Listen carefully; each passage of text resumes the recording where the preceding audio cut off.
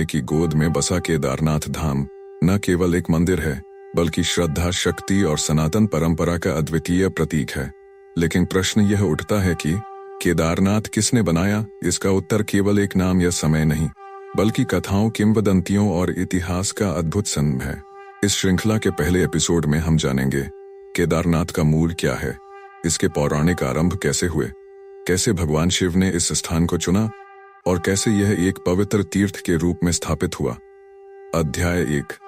केदारनाथ नाम की उत्पत्ति। केदार शब्द संस्कृत का है जिसका अर्थ होता है क्षेत्र या भूमि।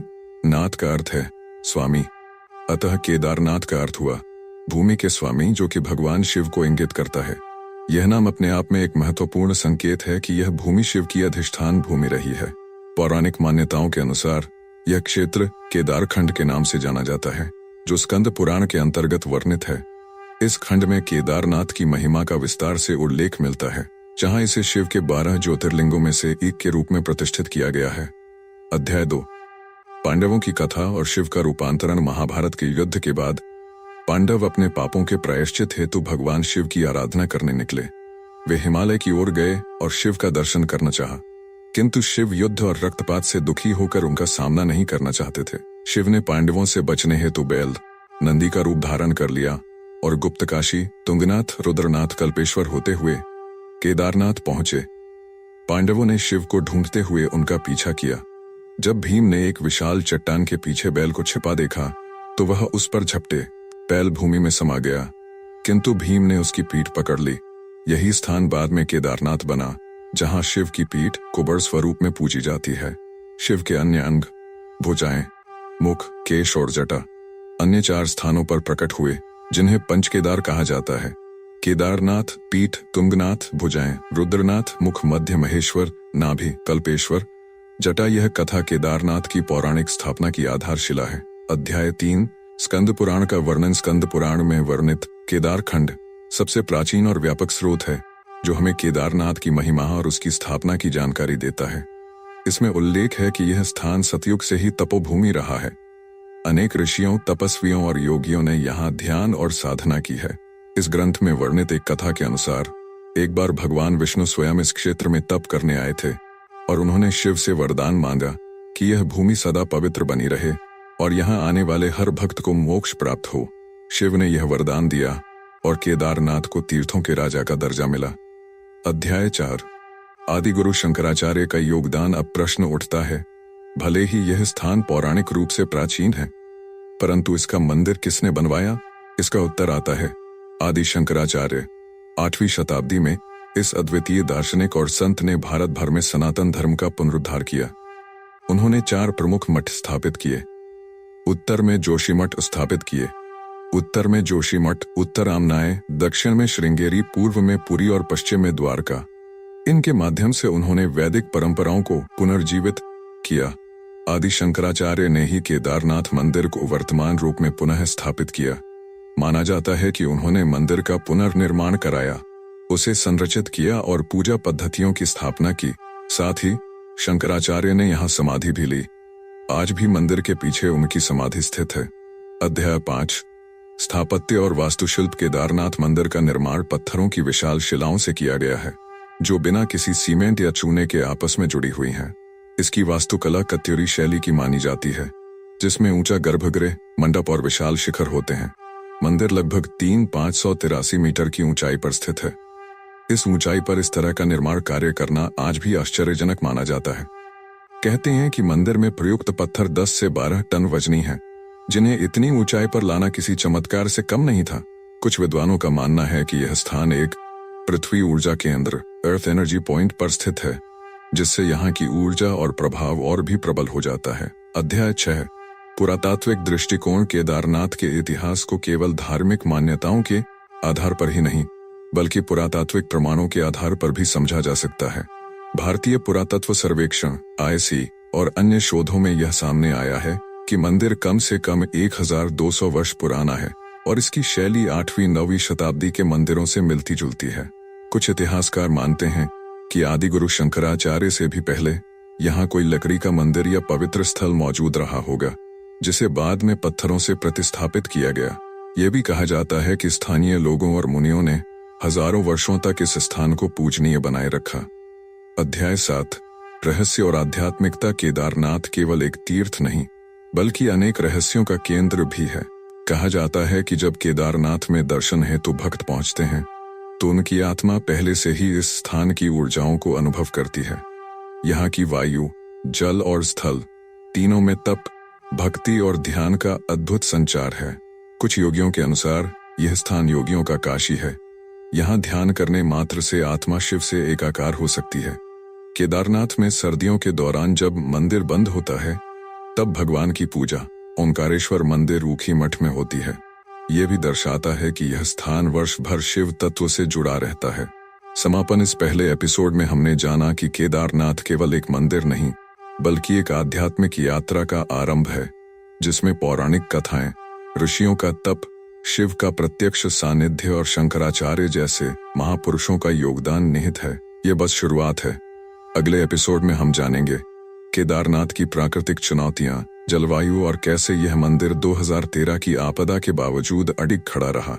एपिसोड 2 विनाश के पार। 2013 की प्रलय। साल 2013, जून का महीना। भारत के इतिहास में यह समय प्रकृति के एक ऐसे भीषण तांडव का साक्षी बना जिसने न केवल हजारों लोगों की जिंदगियां छीन ली बल्कि आध्यात्मिक विश्वास और भौतिक संरचना की एक कठिन परीक्षा भी ली। यह था उत्तराखंड की आपदा, जिसे केदारनाथ त्रासदी के नाम से जाना जाता है। इस एपिसोड में हम विस्तार से जानेंगे 2013 में हुआ क्या था, यह प्राकृतिक आपदा कैसे घटी, केदारनाथ मंदिर कैसे बच गया, वैज्ञानिक, आध्यात्मिक और सामाजिक दृष्टिकोण से इसका विश्लेषण और पुनर्निर्माण की अद्भुत यात्रा। अध्याय 1 घटनाक्रम। जब प्रकृति ने कहर बरपाया 14 से 17 जून 2013। काल का प्रारंभ। उत्तराखंड में 14 जून से भारी बारिश होनी शुरू हुई। 4 धाम यात्रा अपने चरम पर थी। केदारनाथ धाम में हजारों श्रद्धालु पहुंचे हुए थे। बारिश सामान्य से कई गुना अधिक थी। 375% से ज्यादा। मौसम विभाग ने चेतावनी दी थी लेकिन संसाधन सीमित थे। 17 जून को अचानक मंदाकिनी नदी उफन पड़ी। उसके साथ केदारनाथ के ऊपर स्थित चौराबाड़ी ताल ग्लेशियल झील टूट गया। यह बर्फ और पानी का विशाल भंडार था। उसके टूटते ही एक भयानक जल प्रलय शुरू हुई जिसमें तेज पानी, भारी पत्थर और मलबा समेटे नदी के रास्ते सब कुछ बहा ले गया। अध्याय 2 त्रासदी की भयावहता। मंदाकिनी का प्रकोप। जल प्रलय इतनी तीव्र थी कि केदारनाथ घाटी में पूरा बाजार, होटल, धर्मशालाएं, पुल, सड़कें सब बह गए। हजारों लोग वहां फंसे थे।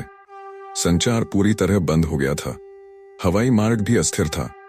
सरकारी आंकड़े और हकीकत। सरकारी रिपोर्ट के अनुसार लगभग 500-700 लोग लापता या मृत घोषित किए गए, लेकिन स्थानीय और सामाजिक संगठनों के अनुसार यह संख्या 10 से भी अधिक हो सकती है। 4 से अधिक गांवों का संपर्क टूट गया था। अध्याय 3 और फिर भी खड़ा रहा। केदारनाथ मंदिर यहाँ आता है सबसे अद्भुत और रहस्यमय पहलू। जहाँ सब कुछ बह गया वहीं केदारनाथ मंदिर अडिग रहा। कैसे बचा मंदिर? मंदिर के ठीक पीछे एक बड़ा पत्थर आकर अटक गया जिसे अब भीमशिला कहा जाता है।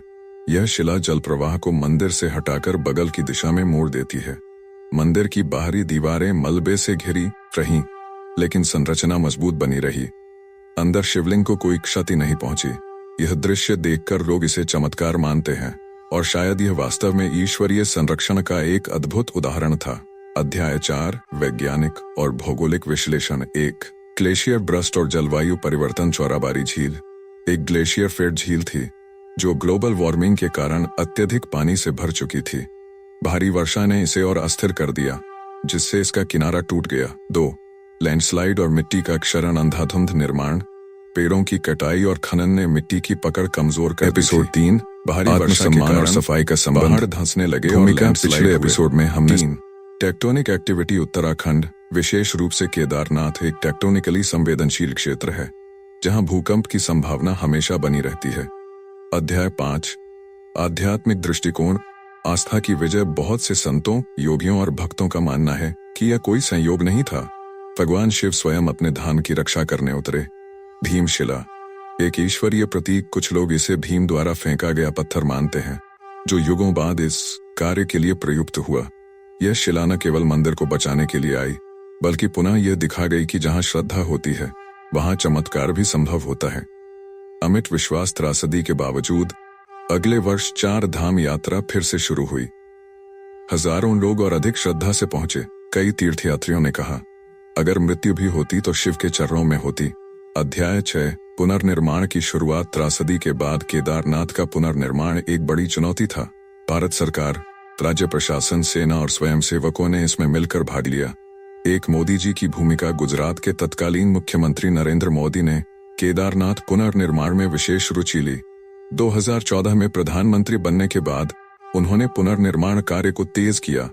तो निर्माण परियोजनाएं रुद्रप्रयाग से केदारनाथ तक, सड़कों का पुनर्निर्माण, हेलीपैड, घाट और सुरक्षा दीवारों का निर्माण, स्मृति पथ, आदि गुरु शंकराचार्य समाधि तक पथ, ध्यान गुफाएं, मेडिटेशन केव्स की स्थापना। 3 स्मार्ट केदारनाथ योजना, आधुनिक तकनीक से युक्त सूचना केंद्र, सीवेज ट्रीटमेंट प्लांट्स, पर्यावरणीय सुरक्षा की प्रणाली। अध्याय 7 अनुभवों की गूंज, बचने वाले लोगों की कहानियां। बहुत से तीर्थयात्रियों ने बताया कि कैसे किसी अजनबी ने उन्हें ऊंचाई पर पहुंचा दिया और फिर गायब हो गया।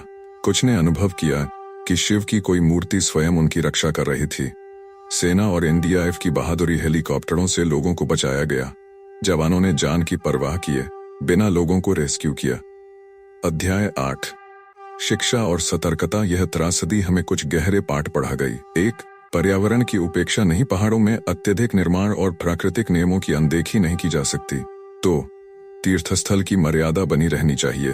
तीर्थ यात्रा केवल पर्यटन नहीं, यह आत्मिक अनुशासन है। भविष्य में तीर्थ क्षेत्रों में यात्रियों की संख्या और गतिविधियों का संतुलन आवश्यक है। 3 आस्था और विज्ञान का संगम। विज्ञान से सुरक्षा और पुनर्निर्माण और आस्था से आत्मबल, दोनों मिलकर ही संतुलन बनाते हैं। समापन। 2013 की त्रासदी ने जहां हजारों जिंदगियां लीं, वहीं यह सिद्ध कर दिया कि आस्था, साहस और संगठन शक्ति से बड़ा संकट पार किया जा सकता है। केदारनाथ मंदिर का अडिग खड़ा रहना न केवल एक चमत्कार है, बल्कि यह हमारे सनातन विश्वास का एक अमिट प्रतीक भी है। एपिसोड 3 इतिहास की परतें। शंकराचार्य से पहले की केदारनाथ कथा। भूमिका। जब हम केदारनाथ की बात करते हैं तो सबसे पहले आदि गुरु शंकराचार्य का नाम स्मरण में आता है, जिन्होंने 8वीं शताब्दी में इस पवित्र स्थल का पुनर्निर्माण और पुनर्संस्कार किया। लेकिन क्या केदारनाथ उनसे पहले भी अस्तित्व में था? क्या यह स्थान पहले भी पूजनीय और प्रतिष्ठित था? इस एपिसोड में हम यात्रा करेंगे समय की परतों के भीतर, शंकराचार्य से पहले की सदियों में। खोज करेंगे उस युग की जब ऋषि मुनियों, सिद्ध योगियों और अज्ञात श्रद्धालुओं ने इस दिव्य स्थल को तीर्थ का रूप दिया। अध्याय 1 शंकराचार्य से पहले का भारत। 1 वेदों और उपनिषदों का युग। भारत की आध्यात्मिक यात्रा वेदों से शुरू होती है। ऋग्वेद, यजुर्वेद, सामवेद और अथर्ववेद में अनेक स्थलों का उल्लेख है। हालांकि केदारनाथ का प्रत्यक्ष उल्लेख नहीं मिलता, लेकिन हिमवंत और उत्तराखंड जैसे नाम उस काल की हिमालयी उपस्थिति को दर्शाते हैं। 2 पुराणों में उल्लेख। स्कंद पुराण, विशेषकर केदारखंड, शंकराचार्य से बहुत पहले लिखा गया ग्रंथ है। इसमें केदारनाथ की महिमा, तीर्थों का वर्गीकरण और पौराणिक कथाओं का वर्णन मिलता है। स्कंद पुराण के अनुसार केदारनाथ सत्ययुग से भी पहले का तपोभूमि रहा है। इससे सिद्ध होता है कि यह स्थान आदिगुरु शंकराचार्य से भी कई शताब्दियों पहले एक दिव्य स्थल के रूप में मान्यता प्राप्त कर चुका था। अध्याय 2 महाभारत युग और पांडवों की उपस्थिति। 1 पांडवों की तीर्थ यात्रा।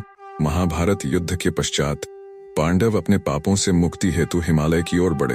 वे शिव की खोज में केदारनाथ पहुंचे। इस प्रसंग में भीम ने शिव को बैल के रूप में देखा। बैल भूमि में समाने लगा, लेकिन उसकी पीठ प्रकट हुई।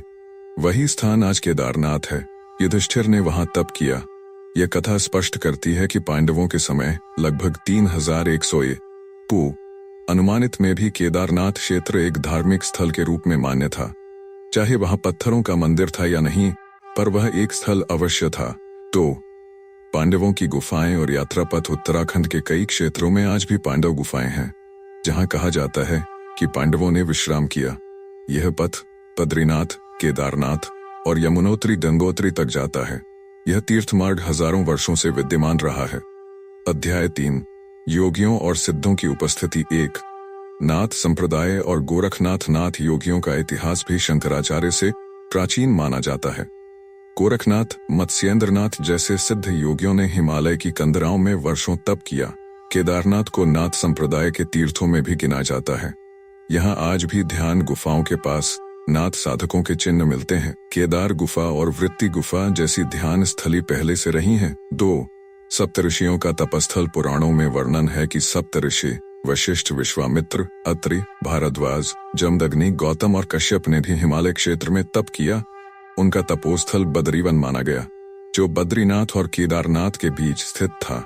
हालांकि केदारनाथ मंदिर की वर्तमान संरचना शंकराचार्य युग की मानी जाती है, लेकिन पुरातत्वविद मानते हैं कि मंदिर के नीचे एक और संरचना छिपी हो सकती है। कई स्थानों पर अलग अलग युगों के शिलालेख, मूर्तियां और चिन्ह पाए गए हैं, जो इस क्षेत्र की प्राचीनता को सिद्ध करते हैं। 2. बर्फ और समय की परतें। हिमालय की कड़ी जलवायु में कई पुरानी संरचनाएं बर्फ में दब जाती हैं। हर कुछ वर्षों में ग्लेशियर पिघलने पर नए अवशेष सामने आते हैं।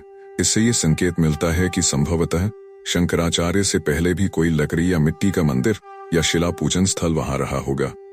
अध्याय 5. परंपरागत लोक गाथाएं। उत्तराखंड के गढ़वाली और भोटिया जनजातियों में पीढ़ियों से चली आ रही लोक गाथाओं में केदारनाथ को एक स्वयंभू स्थल माना जाता है। लोक कथाएं कहती हैं कि जहां देवता स्वयं प्रकट होते हैं, वहां मानव क्या बना सकता है। कुछ गाथाओं में उल्लेख है कि वहां प्राचीन ऋषियों ने आकाश मार्ग से आगमन किया। यह दर्शाता है कि वहां भौतिक मंदिर से पहले भी भावना और श्रद्धा का अदृश्य मंदिर था। अध्याय 6 है मंदिर का प्राचीन वास्तुशिल्प। एक वास्तुशास्त्र का मूल्यांकन। केदारनाथ मंदिर की वास्तुशैली कत्यूरी वंश की प्रतीक मानी जाती है। कत्यूरी राजाओं 7वीं से 11वीं शताब्दी ने भी हिमालयी क्षेत्रों में मंदिर निर्माण करवाए।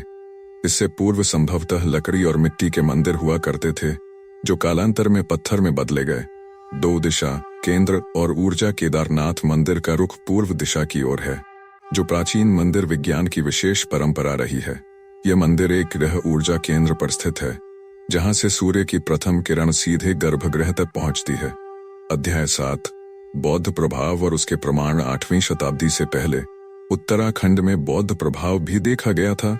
कई तीर्थों पर बुद्ध की मूर्तियां और प्रतीक चिन्ह मिले हैं। कुछ विद्वानों का मत है कि केदारनाथ के पास की गुफाओं में पहले बौद्ध भिक्षु तपस्या किया करते थे। बाद में जब हिंदू परंपरा सुदृढ़ हुई, तो इन स्थलों का वैदिक पुनर्निर्माण हुआ। इसका अर्थ यह नहीं कि यह स्थल बौद्ध था, बल्कि यह कि यह क्षेत्र सभी तपस्वियों और संप्रदायों के लिए पवित्र स्थल रहा है। अध्याय 8.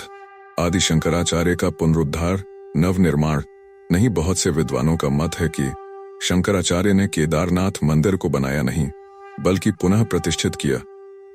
मंदिर की पुरानी संरचना को स्थिर किया गया, पूजा पद्धतियां व्यवस्थित की गईं, पुजारियों का चयन, रिवाजों की स्थापना और तीर्थ यात्राओं का प्रबंधन प्रारंभ किया गया।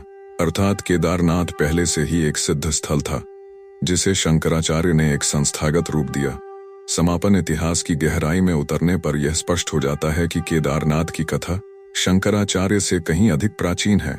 यह शिव की धरा युगों युगों से ऋषियों, मुनियों, योगियों और भक्तों का निवास स्थल रही है।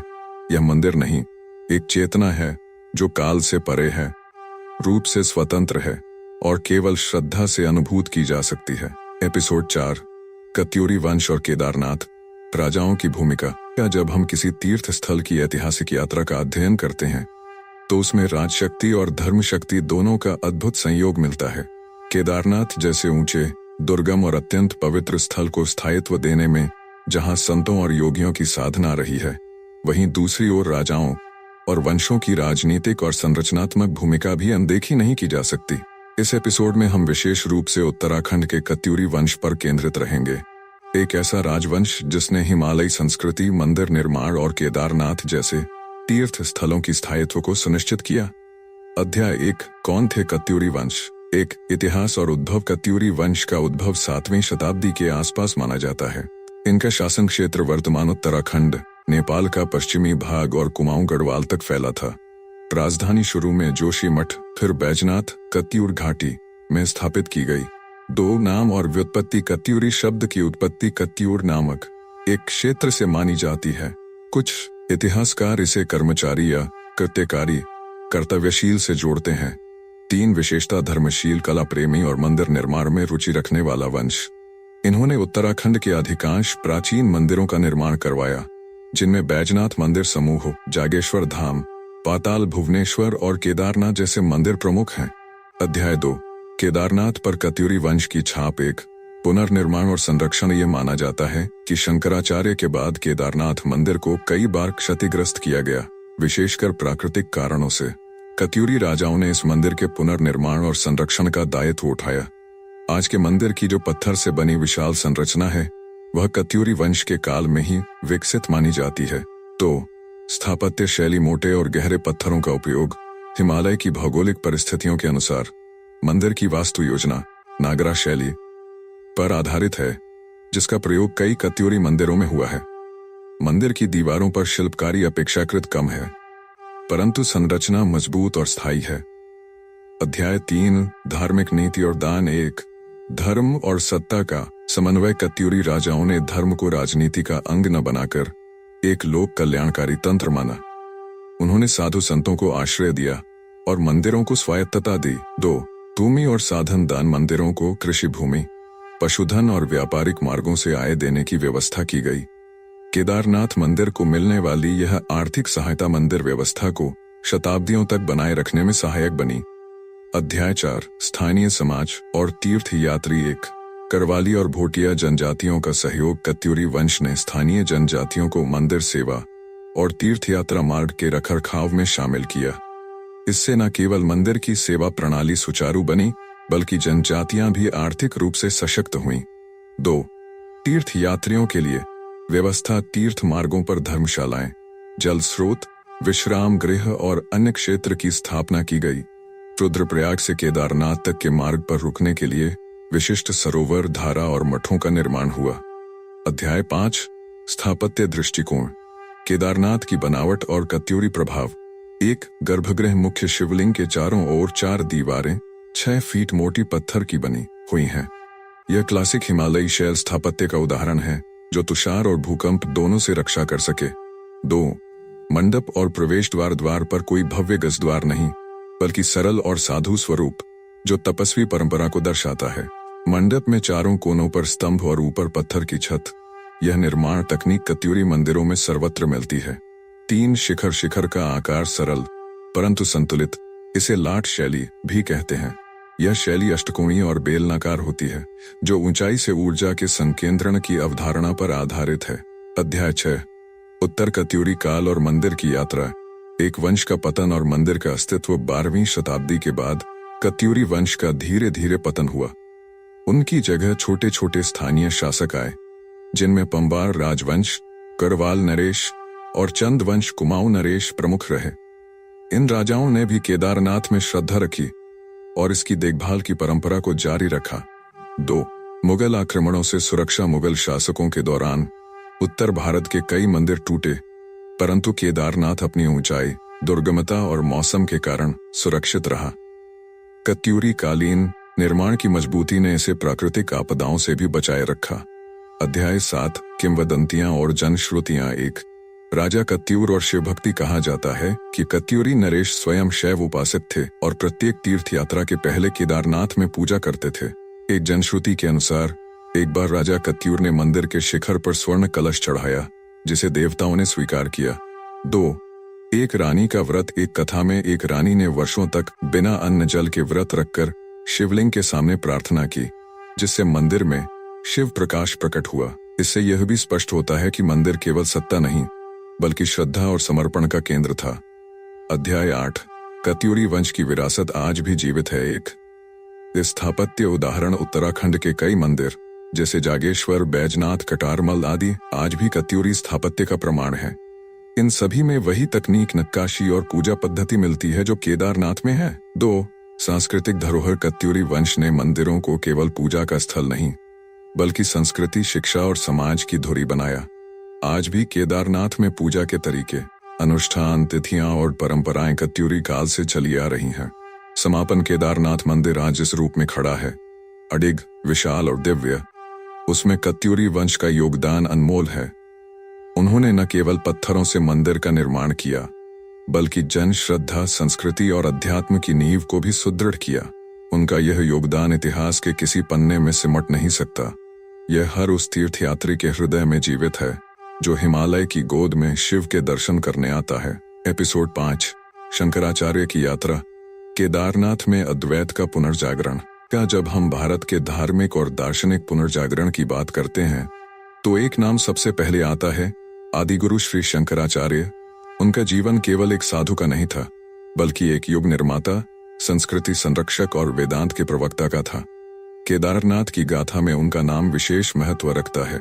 ये माना जाता है कि उन्होंने न केवल मंदिर को पुनः प्रतिष्ठित किया, बल्कि पूरे उत्तराखंड क्षेत्र को अद्वैत दर्शन के आलोक से प्रकाशित कर दिया।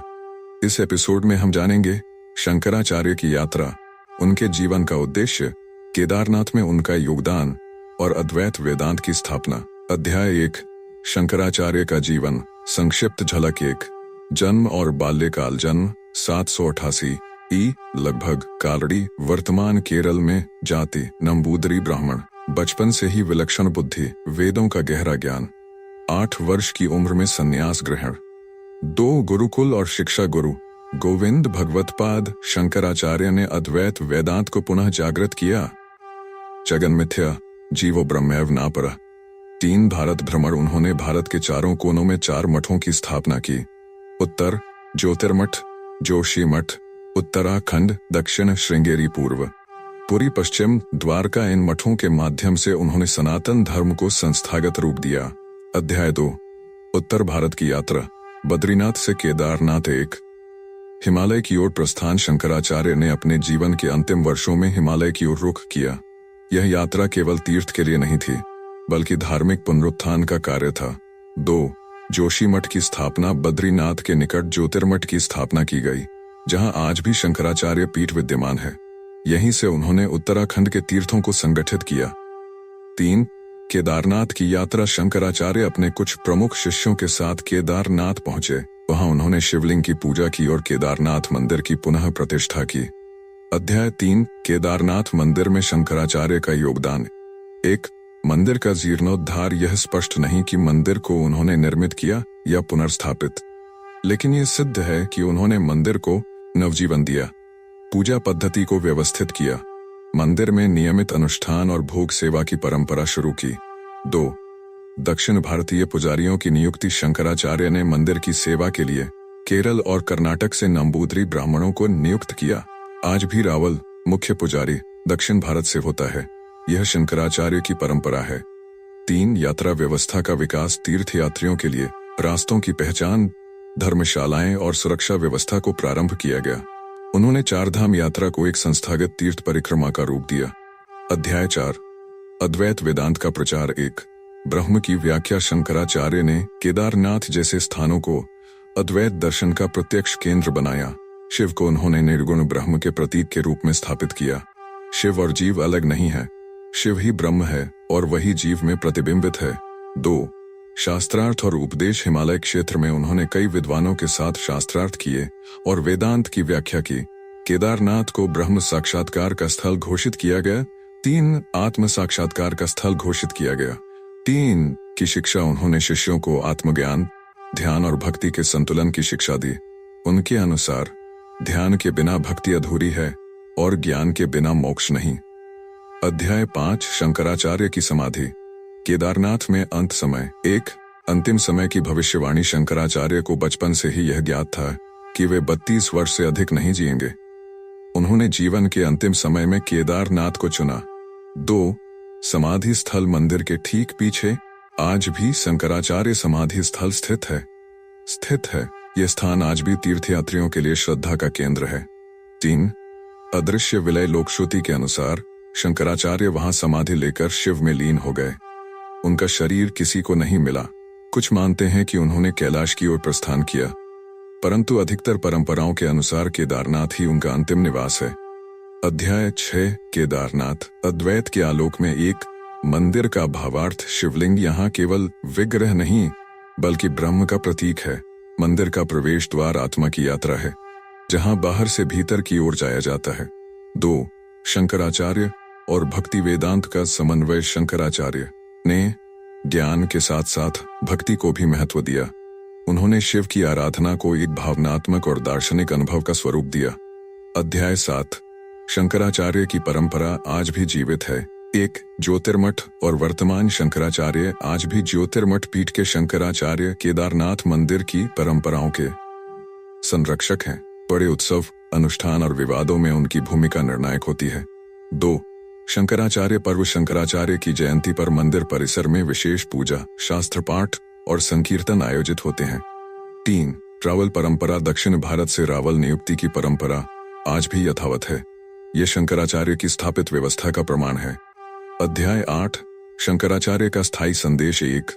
अद्वैत का सार। संसार मिथ्या नहीं है, यह माया का खेल है। सत्य केवल ब्रह्म है और ब्रह्म हम सब में है। 2. आचार्य के 5 उपदेश। आत्मा ब्रह्म है, संसार अस्थायी है, केवल चेतना शाश्वत है। सच्चा ज्ञान विवेक से आता है, वाद विवाद से नहीं। भक्ति और ज्ञान में विरोध नहीं, पूरकता है। तीर्थ यात्रा केवल शरीर से नहीं, मन और आत्मा से होनी चाहिए। समापन। केदारनाथ केवल एक मंदिर नहीं, एक चेतना है और उस चेतना को शास्त्र, तप और ज्ञान से पुनः जागृत करने वाले थे आदि शंकराचार्य। उन्होंने उस युग में जब भारत अनेक संप्रदायों, मतों और भ्रमों में उलझा था, एक स्पष्ट, सशक्त और शुद्ध वेदांत का स्वर प्रस्तुत किया और केदारनाथ को उसकी आत्मा लौटा दी। आज जब हम उस मंदिर की ओर देखते हैं तो केवल शिव नहीं, शंकराचार्य का तेज भी वहां ध्वनित होता है। एपिसोड 6। मुगल काल और केदारनाथ आक्रमणों के बीच तप का किला। भूमिका। भारत का इतिहास केवल सांस्कृतिक उत्थान का नहीं, बल्कि आक्रमणों, संघर्षों और धैर्य का भी है। विशेष रूप से मुगल काल और उससे पूर्व के इस्लामिक आक्रमणों में जब उत्तर भारत के सैकड़ों मंदिरों को तोड़ा गया, तब एक ऐसा मंदिर था जो हिमालय की ऊंचाइयों पर शिव के तप की भांति अडिग खड़ा रहा। केदारनाथ। इस एपिसोड में हम जानेंगे भारत में इस्लामिक आक्रमणों का धार्मिक केंद्रों पर प्रभाव, केदारनाथ मंदिर की भौगोलिक और आध्यात्मिक रक्षा, स्थानीय समाज और संतों की भूमिका, और कैसे केदारनाथ बना रहा एक तप का किला। अध्याय 1। भारत में आक्रमणों का आरंभ। एक महमूद गजनवी से औरंगजेब तक। 11वीं शताब्दी। महमूद गजनवी ने सोमनाथ जैसे कई प्रसिद्ध मंदिरों को ध्वस्त किया। 13वीं-15वीं शताब्दी। दिल्ली सल्तनत काल में काशी, मथुरा, अयोध्या जैसे केंद्रों पर हमले। मुगल काल में सबसे विध्वंसक शासक था औरंगजेब, जिसने काशी विश्वनाथ और मथुरा के केशवदेव मंदिर को तोड़ दिया। 1-2 इन हमलों का उद्देश्य धार्मिक असहिष्णुता, सत्ता प्रदर्शन, जनमन पर भय। लेकिन इस काल में भी कुछ मंदिर थे जिन तक आक्रांताओं की पहुंच नहीं हो सकी, और उनमें सबसे प्रमुख था केदारनाथ। अध्याय 2। केदारनाथ का दुर्गम स्थल। प्राकृतिक सुरक्षा कवच। 2। एक ऊंचाई और वातावरण। समुद्र तल से लगभग 3,583 मीटर 11,755 फीट की ऊंचाई पर स्थित 6 महीने बर्फ से ढंका रहता है। केवल विशेष ऋतुओं में पहुंचना संभव। आक्रांताओं की सेनाएं, विशेषकर मैदानी इलाकों से आने वाली, इस मौसम और भूगोल के लिए उपयुक्त नहीं थीं। 2 दुर्गमता रक्षा। केदारनाथ की ओर जाने वाले मार्ग। रुद्रप्रयाग, गुप्तकाशी, सोनप्रयाग, गौरीकुंड अत्यंत दुर्गम। 16वीं-17वीं शताब्दी में घोड़े या पैदल मार्ग ही थे, जिससे आक्रमणकारियों की पहुंच असंभव बनी रही। अध्याय 3। लोक संस्कृति और संतों की भूमिका। 3। एक तपस्वियों की छाया। हिमालय में तप कर रहे संतों ने केदारनाथ को मानसिक और आध्यात्मिक रूप से सुरक्षित रखा। उन्होंने धर्म की लौ बुझने नहीं दी, भले ही राजनीतिक सत्ता बदलती रही। 3-2 गुरु शिष्य परंपरा। शंकराचार्य के उत्तरवर्ती शिष्यगण केदारनाथ क्षेत्र में स्थायी रूप से रहने लगे। उन्होंने मंदिर की पूजा पद्धति, अनुष्ठान, वेदपाठ आदि को अडिग बनाए रखा। अध्याय 4। गढ़वाल और कुमाऊं के नरेशों की भूमिका। 4। एक गढ़वाल नरेश। पृथ्वीपति शाह और उनके उत्तराधिकारी, इन शासकों ने हिमालयी क्षेत्र को आक्रमणों से राजनीतिक और सैन्य स्तर पर सुरक्षित रखा। केदारनाथ मंदिर में रक्षकों की नियुक्ति, पुजारियों की सुरक्षा और यात्रा मार्गों का पुनर्निर्माण किया। 4-2 कुमाऊं के चंद शासक। उन्होंने पूर्वी हिमालय से तीर्थयात्रियों की सुरक्षा सुनिश्चित की। केदारनाथ और बद्रीनाथ के मठों को संरक्षण दिया। अध्याय 5। केदारनाथ एक तपोभूमि, न केवल तीर्थ। 5। एक ध्वनि से अधिक मौन की गूंज। जब मैदानी क्षेत्रों में शंख, घंटा और कीर्तन की आवाजें बंद हो रही थीं, तब केदारनाथ में तपस्वियों का मौन गूंज रहा था। यहाँ आडंबर नहीं, साधना थी, जिससे यह स्थान आक्रमणकारियों के रडार से बचा रहा। 5-2 भक्ति का गुप्त प्रवाह। मंदिर में पूजा छिपकर सीमित लोगों द्वारा निरंतर होती रही। परंपरा और संस्कृति केवल शारीरिक नहीं, आध्यात्मिक रूप से जीवित रखी गई। अध्याय 6 है किस्मत की भूमिका, चमत्कारी संरक्षण। 6 एक जनश्रुति, बर्फ का आवरण बना रक्षा कवच। मान्यता है कि एक बार जब केदारनाथ पर संकट आया तब भीषण हिमपात ने मंदिर को ढक दिया। आक्रमणकारी लौट गए और जब बर्फ पिघली मंदिर अक्षत रूप में निकला। 6 तो शिव स्वयं रक्षक बन गए। अनेक लोक कथाओं में कहा गया कि जब मंदिर पर खतरा आया तो शिव स्वयं भैरव रूप में प्रकट हुए और आक्रमणकारियों को मार्ग में ही विनष्ट कर दिया। अध्याय 7 शिलालेख और अभिलेखों से प्रमाण। 7 एक कोई विध्वंस प्रमाण नहीं। केदारनाथ मंदिर में आज तक कोई ऐसा शिलालेख नहीं मिला जो किसी आक्रमण या पुनर्निर्माण की पुष्टि करे। इससे अनुमान लगाया जाता है कि मंदिर लगभग अविचलित रहा। 7 दो रावल और मठ परंपरा। अक्षुण्ण रही दक्षिण भारतीय रावल पुजारी परंपरा लगातार चली। इसका अर्थ है कि वहां निरंतर पूजा होती रही। अध्याय 8 केदारनाथ शिव का किला। 8 एक भौतिक और आध्यात्मिक मिलन जहां अन्य मंदिरों में भव्यता और आभूषण प्रमुख थे, केदारनाथ में वैराग्य और मौन था। यह मंदिर शिव की तरह स्थिर, ध्यानमग्न और निर्लिप्त रहा। 8 दो तीर्थ नहीं, प्रतीक। केदारनाथ उस समय में धार्मिक अस्मिता का प्रतीक बन गया जब भारत अपनी पहचान को खोज रहा था। यह मंदिर बताता है हम झुक सकते हैं पर टूटते नहीं। समापन जब भारत के अनेक मंदिर इतिहास के पन्नों में विध्वंस और पुनर्निर्माण की कहानियां कह रहे हैं, केदारनाथ मंदिर एक मौन प्रतिरोध की जीवंत मिसाल है। यह मंदिर केवल पत्थरों से नहीं बना बल्कि उन संतों की साधना, समाज की श्रद्धा और भक्ति की अनंत लहरों से बना है जिसने आक्रमणों को नहीं, शिव को आमंत्रित किया। एपिसोड 7 गढ़वाल नरेशों का योगदान। केदारनाथ में राजसी सेवा भूमिका। केदारनाथ केवल एक धार्मिक स्थल नहीं रहा बल्कि गढ़वाल राज्य की आत्मा का केंद्र भी रहा है। मुगल आक्रमणों और बाह्य संकटों के बीच गढ़वाल नरेशों ने न केवल इस मंदिर की सुरक्षा की बल्कि इसके विकास, व्यवस्थापन और गौरव की परंपरा को भी सहेजा। इस एपिसोड में हम जानेंगे गढ़वाल राज्य का उद्भव और उसकी शक्ति, केदारनाथ मंदिर में उनकी भागीदारी, तीर्थयात्रियों की सुरक्षा व सेवा व्यवस्था, मंदिर की मरम्मत, भंडार और उत्सवों में उनका योगदान। अध्याय 1 गढ़वाल राज्य का इतिहास। संक्षिप्त झलक। एक गढ़वाल की उत्पत्ति 9वीं शताब्दी। कनकपाल वंश के राजा ने त्रिकूट पर्वत पर शासन स्थापित किया। कई गढ़ों, किलों का एक संघ बना जिसे गढ़वाल कहा गया। राजधानी पहले चांदपुर गढ़, फिर श्रीनगर। गढ़वाल। तो गढ़वाल एक सुदृढ़ पर्वतीय साम्राज्य। गढ़वाल राज्य अपने पूरे उत्कर्ष में उत्तराखंड के बड़े हिस्से को नियंत्रित करता था। यह क्षेत्र धार्मिक, सांस्कृतिक और व्यापारिक दृष्टि से अत्यंत समृद्ध था। अध्याय 2 केदारनाथ और गढ़वाल नरेश, श्रद्धा का गहरा संबंध। 2 केदारनाथ गढ़वाल की आत्मा। गढ़वाल नरेशों ने केदारनाथ को राजकीय तीर्थ माना। प्रत्येक नए राजा का राज्याभिषेक तब तक पूर्ण नहीं होता था जब तक वह केदारनाथ में पूजा न करे। 2 राजकीय दान और मंदिर का संरक्षण। मंदिर की भूमि, भंडार और गौशालाओं का संचालन राज्य के अधीन था। विशेष पर्वों पर राजा द्वारा स्वर्ण, अन्न, वस्त्र और रत्न अर्पित किए जाते थे। अध्याय 3 प्रमुख गढ़वाल शासक और उनके योगदान। 3 राजा पृथ्वीपति शाह, 17वीं सदी, एक शक्तिशाली और धर्मपरायण राजा। उन्होंने तीर्थ मार्गों को सुरक्षित बनाया, खासकर गौरीकुंड से केदारनाथ तक। रुद्रप्रयाग, गुप्तकाशी और सोनप्रयाग में धर्मशालाएं बनवाईं। 2 राजा फतेह शाह, 18वीं सदी, मंदिर की दीवारों की मरम्मत करवाई। श्रीनगर से विशेष तीर्थ दूत केदारनाथ भेजे जाते थे। उन्होंने दक्षिण भारत से आए पुजारियों को स्थायी भत्ते दिए। 3 राजा सुदर्शन शाह, 19वीं सदी, गढ़वाल राज्य की राजधानी श्रीनगर से हटाकर टिहरी की स्थापना की। उन्होंने गढ़वाल नरेशों की परंपराओं को आधुनिक रूप दिया। केदारनाथ की भूमि रजिस्ट्रियों में मंदिर को राजकीय संस्था घोषित किया।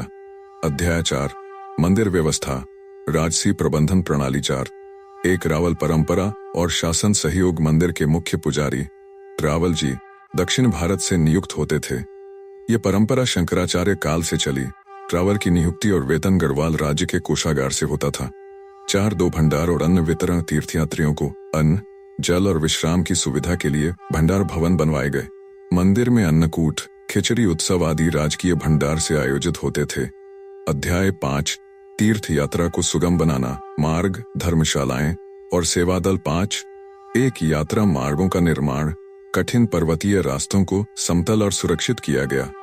कच्चे रास्तों को पत्थरों से सजाया गया ताकि घोड़े, खच्चर और यात्रियों को सुविधा हो। 5.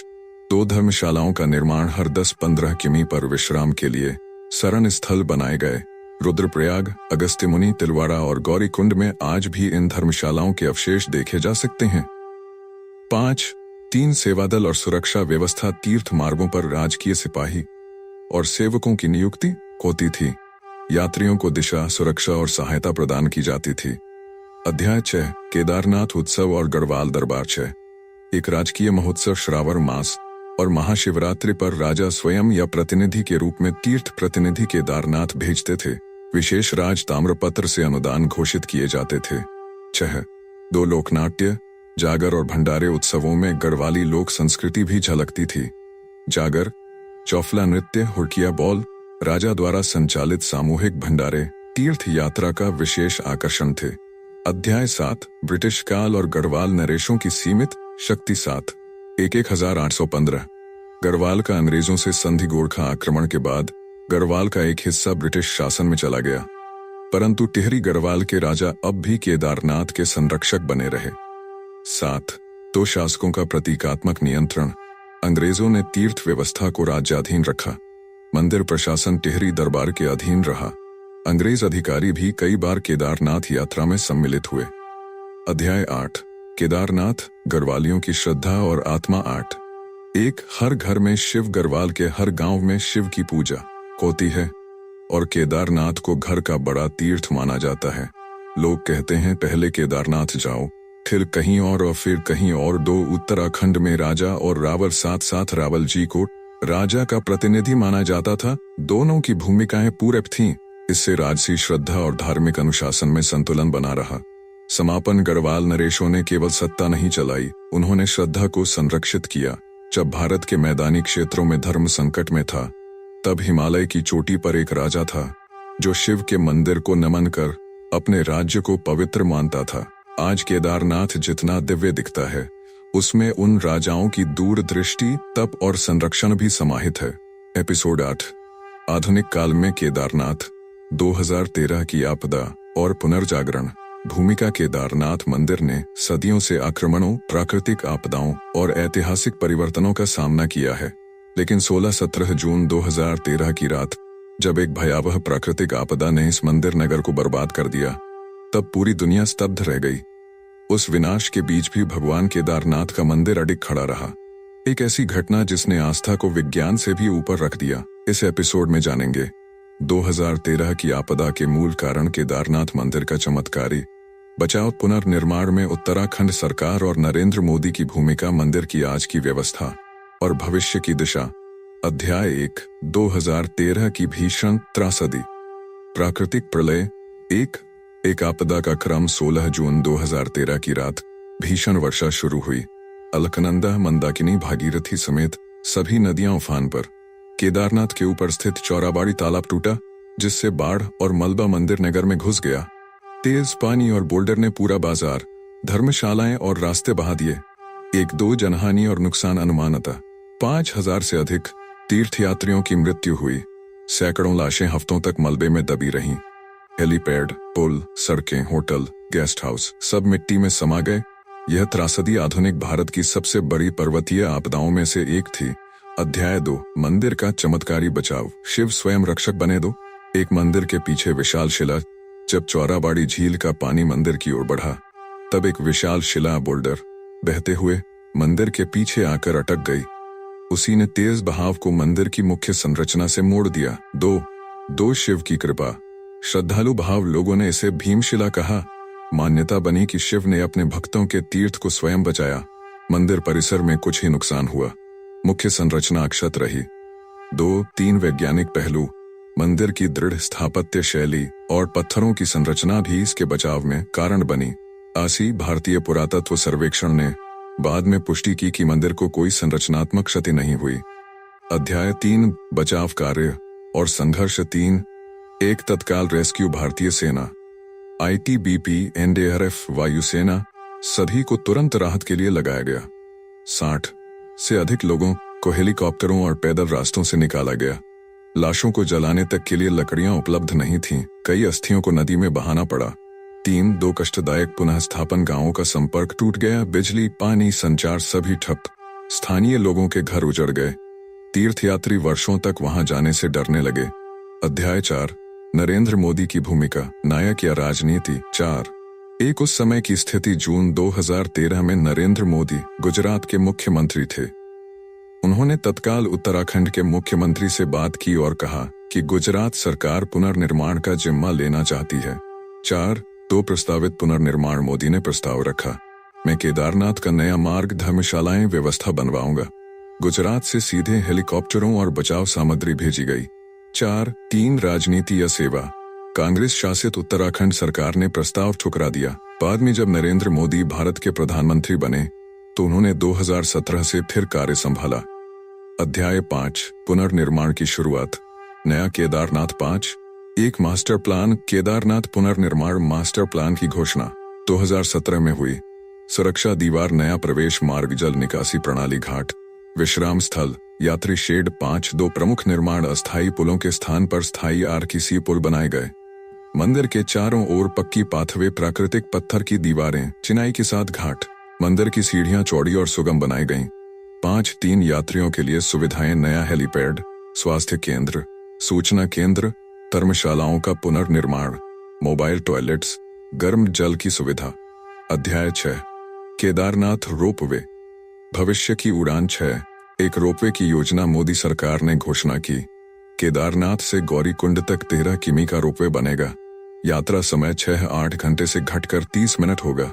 6, 2 महत्व, बुजुर्गों, दिव्यांगों, आपातकालीन सेवा के लिए वरदान, आपात स्थिति में तेजी से निकासी संभव होगी।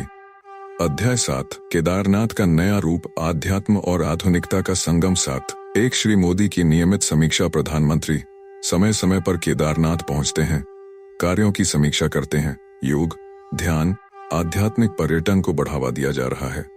7, 2 केदारधाम, शिव का आधुनिक धाम। मंदिर के चारों ओर अब खुला प्रांगण, घाट, सुरम्य मार्ग और तकनीकी सुविधाएं, सीसीटीवी, वाईफाई, रजिस्ट्रेशन पोर्टल, सब कुछ डिजिटल रूप में एकीकृत। अध्याय 8, शिव की नगरी का संदेश, पुनर्निर्माण केवल इमारत का नहीं। 8, एक श्रद्धा की पुनः स्थापना। आपदा के बाद जो भय था वह अब श्रद्धा और उत्साह में बदल गया है। हर वर्ष लाखों यात्री पहले से अधिक संख्या में दर्शन करने आते हैं। 8, 2 पर्यावरणीय संतुलन। पुनर्निर्माण में ध्यान रखा गया कि प्राकृतिक संतुलन न बिगड़े। स्थानीय सामग्री, पर्यावरण अनुकूल तकनीक और स्वच्छता को प्राथमिकता। समापन 2013 की आपदा ने सब कुछ उजाड़ दिया, लेकिन शिव का धाम अडिग रहा। आज का केदारनाथ एक चमत्कार, संकल्प और संस्कार का प्रतीक है। शिव की नगरी ने सिखाया, ध्वंस हो सकता है पर जो शिव के चरणों में है वह कभी नष्ट नहीं होता। एपिसोड 9, केदारनाथ की वास्तुकला, पत्थरों में बसी शक्ति। भूमिका, उत्तर भारत के उच्च हिमालयी क्षेत्र में स्थित केदारनाथ मंदिर न केवल आध्यात्मिक आस्था का केंद्र है बल्कि प्राचीन भारतीय वास्तुकला का एक चमत्कारी उदाहरण भी है। जब 2013 की आपदा में सब कुछ बह गया पर मंदिर अडिग खड़ा रहा, तब पूरी दुनिया ने इसके स्थापत्य की सराहना की। इस एपिसोड में हम जानेंगे मंदिर की निर्माण शैली, किस प्रकार के पत्थरों का प्रयोग हुआ, बिना सीमेंट के जुड़ी दीवारें, वास्तुशास्त्र, शिल्पशास्त्र और स्थापत्य तकनीक, मंदिर की संरचना में विज्ञान और ज्योतिष के संकेत, आसी द्वारा मंदिर के संरक्षण की विधियां। एक मंदिर की ऊंचाई और स्थिति, समुद्र तल से लगभग 3580 मीटर 11,755 फीट की ऊंचाई पर स्थित, पीछे बर्फीली चोटियां, सामने मंदाकिनी नदी। एक प्राकृतिक त्रिकोणीय ऊर्जा क्षेत्र। 1, 2 मंदिर का परिसर, मुख्य मंदिर, मंडप प्रांगण, नंदी की मूर्ति, गर्भगृह और कुछ सहायक मंदिर। अध्याय 2, मंदिर की निर्माण शैली, कत्यूरी और नागर शैली का संगम। 2, 1, नागर शैली, यह उत्तर भारत की प्राचीन मंदिर निर्माण शैली है जिसमें शिखर, ऊंचा भाग, ऊपर की ओर नुकीला होता है। गर्भगृह संगचुम में केवल पुजारी प्रवेश कर सकते हैं। 2, कत्यूरी प्रभाव, उत्तराखंड की कत्यूरी वंश की स्थापत्य शैली भी इसमें सम्मिलित है। मोटे पत्थर, कम अलंकरण, सरलता में भव्यता। 2, 3 शिखर और गर्भगृह, मंदिर का शिखर हर दिशा से हवा, बर्फ और भूकंप का सामना करने में सक्षम है।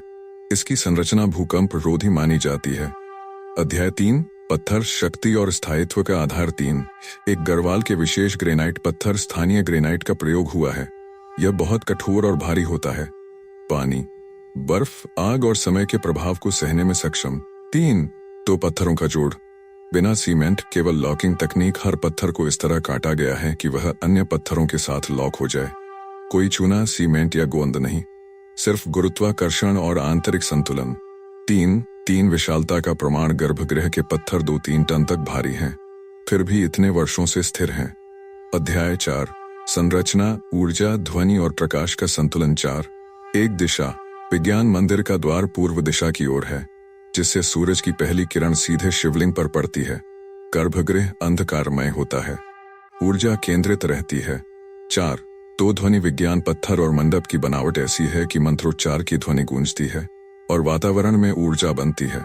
4। 3 जल निकासी प्रणाली, मंदिर के नीचे से छुपे हुए जल निकासी मार्ग हैं, जिससे बर्फ और वर्षा जल बह जाता है। 2013 की बाढ़ में भी जल मंदिर के गर्भगृह में नहीं भर पाया। अध्याय 5, गर्भगृह, शिव के ध्यान का स्थान। 5। एक अष्टकोणीय गर्भगृह, गर्भगृह की आकृति अष्टकोणीय है, जो ऊर्जा संतुलन के लिए उपयुक्त मानी जाती है। मध्य में स्वयंभू शिवलिंग स्थापित है, जो प्राकृतिक पत्थर है, किसी ने उसे तराशा नहीं। 5। तो नंदी की मूर्ति, मंदिर के बाहर स्थित नंदी हमेशा शिव की ओर मुख किए खड़ा है, प्रतीक है सत्ता और सेवा का। अध्याय 6, मंदिर में प्रयुक्त शिल्प और चित्रकला। 6। एक अलंकरण, मंदिर के भीतर और बाहर न्यूनतम अलंकरण है, परंतु इसकी शुद्धता और संतुलन अत्यधिक प्रभावशाली है। 6। 2 शिलालेख और प्रतीक, पत्थरों पर कुछ स्थानों पर प्राचीन ब्राह्मी या नागरी लिपि में शिलालेख पाए गए हैं। कुछ स्थानों पर तांत्रिक यंत्रों के चिन्ह भी मिले हैं। अध्याय 7, वैज्ञानिक परिप्रेक्ष्य से मंदिर की विशेषताएं। 7। एक भूगर्भीय संतुलन, मंदिर एक चट्टानी प्लेटफॉर्म पर बना है, जिससे यह जमीन खिसकने या धंसने से बचा रहता है। 7। 2 भूकंप रोधी तकनीक, बिना सीमेंट की संरचना और ग्रेनाइट पत्थरों के लॉकिंग सिस्टम ने इसे भूकंप से बचाया। 7। 3 जल और वायु संचार, पत्थरों के बीच छोटे छोटे वेंट हैं, जो हवा और पानी को बाहर निकलने का रास्ता देते हैं, इससे नमी नहीं जमती। अध्याय 8, भारतीय पुरातत्व विभाग, आसी और संरक्षण प्रयास। 8। एक मंदिर का सर्वेक्षण, आपदा के बाद आसी ने मंदिर का सर्वेक्षण आपदा के बाद आसी ने मंदिर का संरचनात्मक विश्लेषण किया। यह पाया गया कि मंदिर संपूर्णतः सुरक्षित है। 8। 2 मरम्मत के स्थान, केवल मंदिर के चबूतरे और प्रवेश द्वार की कुछ सीढ़ियां पुनः बनवाई गईं। शिखर और गर्भगृह को मूल स्वरूप में ही रखा गया। 8। 3 लंबे समय तक संरक्षित करने के उपाय, पत्थरों की केमिकल क्लीनिंग, जल निकासी की मरम्मत और फंगस नियंत्रण के कार्य किए जा रहे हैं। समापन, पत्थरों में बसी परमात्मा की कार्य किए जा रहे हैं। शक्ति केदारनाथ मंदिर एक ऐसा उदाहरण है जहां आस्था, वास्तुकला और विज्ञान का अनुपम संगम दिखता है। बिना आधुनिक उपकरणों के, बिना सीमेंट या लोहे के, ऐसी संरचना केवल वही बना सकता है जिसके पास श्रद्धा, ज्ञान और साधना हो। शिव के मंदिर ने सिद्ध कर दिया, जो शक्ति से नहीं श्रद्धा से बना है वही युगों तक खड़ा रहता है। एपिसोड 10, केदारनाथ का रहस्य। क्या यह मंदिर पहले जलमग्न था? भूमिका, केदारनाथ मंदिर आज जिस स्थान पर स्थित है वह एक रहस्यात्मक और रोमांचक भूभाग है। हिमालय की गहराइयों में हजारों वर्षों तक जमी बर्फ की चादरें, भूगर्भीय बदलाव और भूकंपीय गतिविधियां, ये सभी उस प्रश्न को जन्म देती हैं, क्या केदारनाथ मंदिर कभी हिमखंडों के नीचे दबा था? इस एपिसोड में हम जानेंगे वैज्ञानिक अनुसंधानों से जुड़े तथ्य, भूगर्भीय और पुरातात्विक प्रमाण, वेदों और पुराणों में जलमग्नता के संकेत, हिमयुग और ग्लेशियल थ्योरी, रहस्य, मंदिर की वास्तविक उम्र कितनी है। अध्याय 1, रहस्य की शुरुआत। क्यों उठता है यह प्रश्न? एक अद्भुत स्थिति, केदारनाथ मंदिर समुद्र तल से 3580 मीटर 11,755 फीट की ऊंचाई पर स्थित है। चारों ओर ग्लेशियर, बर्फीली चोटियां और हिम नदियां। 1। 2013 की आपदा के बाद चर्चा, जब मंदिर बाढ़ में भी बचा, तब भूगर्भ वैज्ञानिकों और पुरातत्वविदों का ध्यान इस स्थान की भूपरतों और इतिहास पर गया। 1। 3 उठे प्रश्न, क्या यह मंदिर कभी बर्फ के नीचे दबा हुआ था? क्या यह हजारों साल पुराना है जैसा कथाएं कहती हैं? अध्याय 2, वैज्ञानिक दृष्टिकोण, ग्लेशियरों का अध्ययन। 2। एक चौराबाड़ी ग्लेशियर का इतिहास मंदिर के ठीक ऊपर है। चौराबाड़ी ग्लेशियर, जो मंदाकिनी का स्रोत है, वैज्ञानिक मानते हैं कि पिछले 10 वर्षों में कई बार यह क्षेत्र पूरी तरह हिमाच्छादित रहा। दो हिमयुग और ग्लेशियल पीरियड अंतिम लघु हिमयुग लिटिल आइस एज लगभग 1300 से 1850 एड तक चला। इस दौरान केदारनाथ सहित अधिकांश हिमालयी क्षेत्र बर्फ की मोटी चादरों से ढके रहे। 2-3 भूवैज्ञानिक साक्ष्य आईआईटी रुड़की और वाडिया इंस्टीट्यूट के वैज्ञानिकों ने अध्ययन कर कहा कि मंदिर के नीचे की चट्टानों पर बर्फीले दबाव के निशान हैं। ये संकेत देते हैं कि मंदिर कभी बर्फ के नीचे दबा था। अध्याय 3 पुरातत्वीय प्रमाण मंदिर की कालगणना 3 एक ऐसी का विश्लेषण भारतीय पुरातत्व सर्वेक्षण (ASI) के अनुसार मंदिर कम से कम 1200 से 1500 वर्ष पुराना है, लेकिन यह केवल वर्तमान पत्थरों की आयु है। मूल मंदिर इससे कहीं पुराना हो सकता है। 2 कार्बन डेटिंग की सीमाएं पत्थर पर कार्बन डेटिंग संभव नहीं। अगर मंदिर कई बार पुनर्निर्मित हुआ हो तो वास्तविक निर्माण काल का निर्धारण मुश्किल हो जाता है। 3 नीचे दबे अवशेष वैज्ञानिकों ने संभावित जमीन के नीचे दबे हुए संरचनात्मक भागों की खोज शुरू की है। भूगर्भीय रडार (GPS) से संकेत मिले कि मंदिर के नीचे और कुछ निर्माण है।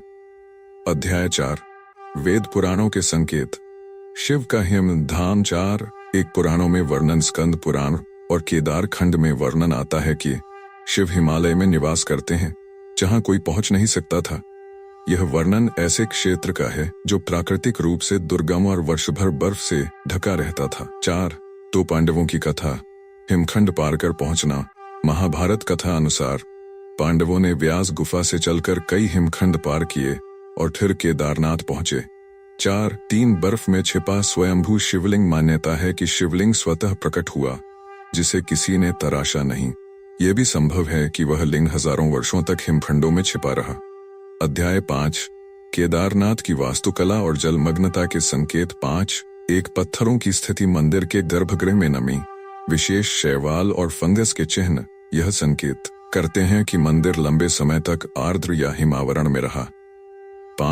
2 जल निकासी मार्ग ऐसे छुपे हुए जल निकासी मार्ग जो सामान्य पर्वतीय मंदिरों में नहीं होते। यह दर्शाता है कि निर्माण करते समय अत्यधिक जल और बर्फ को ध्यान में रखा गया। 3 पुराना चबूतरा कुछ विशेषज्ञ मानते हैं कि वर्तमान चबूतरे के नीचे एक और प्राचीन मंच है जो अब दब चुका है। अध्याय 6 स्थानीय लोक कथाएं बर्फ में दबे मंदिर की गाथा 6 एक लोक गाथाओं में उल्लेख उत्तरकाशी और रुद्रप्रयाग क्षेत्रों के लोकगीतों में वर्णन आता है। केदार की भूमि में एक दिन सब बर्फ हो गई थी। शिव सो गए थे हजारों वर्षों तक। 6 गुप्त केदार की मान्यता कुछ लोग मानते हैं कि वास्तविक केदारनाथ अब भी हिम में छिपा है और वर्तमान मंदिर उसी स्थान पर बना जहां शिव ने दर्शन दिए। अध्याय 7 संभावनाएं अगर मंदिर दबा था तो 10 वर्ष पुराना भी हुआ तो यह मानव इतिहास की सबसे प्राचीन धार्मिक संरचनाओं में से एक होगा। 2 क्या यह वर्तमान मंदिर की पुनर्रचना है? एक मान्यता यह भी है कि मूल शिवलिंग पहले से मौजूद था और आदि शंकराचार्य ने मंदिर का पुनर्निर्माण करवाया। 3 क्या अभी भी बहुत कुछ दबा है?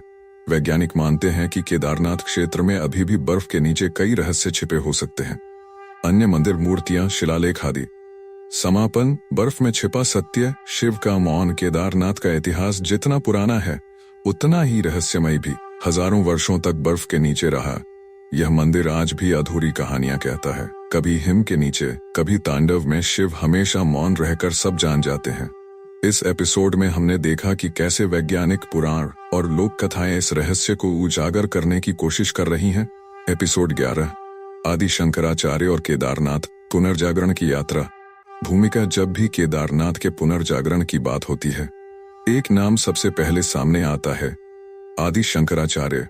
वह केवल एक संत या दार्शनिक नहीं थे बल्कि एक सांस्कृतिक क्रांति के सूत्रधार थे जिन्होंने न केवल सनातन धर्म को पुनर्स्थापित किया बल्कि केदारनाथ जैसे पौराणिक स्थलों को नया जीवन भी दिया।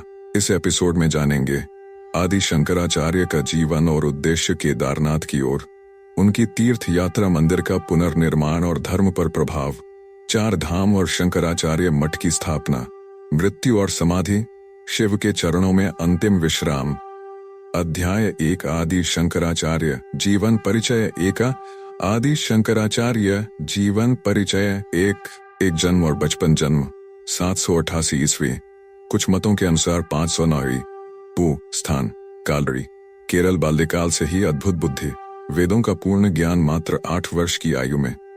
1-2 संन्यास और भारत यात्रा मात्र 8 वर्ष की आयु में संन्यास लिया।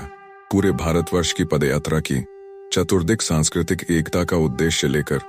अध्याय 2 केदारनाथ की तीर्थ यात्रा 2। 1 हिमालय की ओर प्रस्थान। वेदांत का प्रचार करते हुए उत्तर भारत पहुंचे। उत्तरकाशी बद्रीनाथ होते हुए केदारनाथ पहुंचे। यह यात्रा कठिन जोखिम भरी थी। 2 केदारनाथ में अनुभव। मान्यता है कि केदारनाथ पहुंचते ही उन्हें शिव की प्रत्यक्ष अनुभूति हुई। उन्होंने शिवलिंग की पूजा की और कुछ समय वहां ध्यान और साधना में व्यतीत किया। 2-3 स्थानीय समाज में चेतना। उस समय क्षेत्र में धर्म की स्थिति शिथिल हो चुकी थी। शंकराचार्य ने स्थानिक लोगों को सनातन धर्म की पुनरावृत्ति का मार्ग दिखाया। अध्याय 3 केदारनाथ का पुनर्निर्माण। 3 एक मंदिर की स्थिति। माना जाता है कि मूल शिवलिंग प्राचीन काल से मौजूद था, पर मंदिर की संरचना जीर्ण हो चुकी थी। शंकराचार्य ने स्थानीय कारीगरों, तपस्वियों और श्रद्धालुओं को संगठित किया। 3 स्थापत्य कार्य। मंदिर के चारों ओर एक प्राचीन संरचना को पुनः खड़ा किया गया। गर्भगृह की मरम्मत और मंडप का विस्तार हुआ। 3 शिव की प्रतिष्ठा। शंकराचार्य ने केदारनाथ को पंच केदारों का प्रमुख स्थान घोषित किया। यह शिव के पंचमुखी स्वरूपों में से एक है। केदार अर्थात शक्तिशाली। अध्याय 4 धाम की स्थापना। सनातन का भूगोल। 4 धाम का विचार। शंकराचार्य ने चारों दिशाओं में 4 धाम स्थापित किए। उत्तर में बद्रीनाथ, दक्षिण में रामेश्वरम, पूर्व में पुरी, पश्चिम में द्वारका। 4 केदारनाथ का स्थान। यद्यपि केदारनाथ 4 धामों में नहीं है, परंतु बद्रीनाथ के निकट होने से तीर्थ यात्रा में इसका महत्वपूर्ण स्थान बना। 3 द्वादश ज्योतिर्लिंग और पंच केदार। शंकराचार्य ने केदारनाथ को ज्योतिर्लिंगों में नहीं, परंतु पंच केदारों में प्रमुखता दी। यह ध्यानयोग और तपस्या का केंद्र बना। अध्याय 5 केदारनाथ के सांस्कृतिक पुनर्जागरण में योगदान। 5 एक वैदिक शिक्षा का पुनः प्रवाह। उन्होंने शिष्य नियुक्त किए जो स्थानीय भाषा में वेदांत सिखाते थे। मंदिर को केवल पूजा का नहीं, ज्ञान और सेवा का केंद्र बनाया। 5 शंकराचार्य पीठ की स्थापना। उन्होंने बद्रीनाथ में ज्योतिष पीठ की स्थापना की। इसके माध्यम से हिमालय क्षेत्र में धर्म का प्रवाह स्थायी रूप से सुनिश्चित किया। 5 परंपरा की शुरुआत। पंचकेदार यात्रा। ज्येष्ठ माह की विशेष पूजा। ऊखी मठ में भगवान की शीतकालीन पूजा। इन परंपराओं का सूत्रपात भी उन्हीं की प्रेरणा से हुआ। अध्याय 6 समाधि। शिव के चरणों में अंतिम विश्राम। 6 एक अंतिम यात्रा। शंकराचार्य की आयु मात्र 32 वर्ष मानी जाती है। अंतिम चरण में वे केदारनाथ लौटे और वहां ध्यान में लीन हो गए। 6 समाधि स्थल। मंदिर के ठीक पीछे एक छोटा सा समाधि मंदिर है जहां उनकी अशरी समाधि मानी जाती है। 3 मान्यता है कि उन्होंने वहीं शरीर त्याग दिया और शिव में लीन हो गए।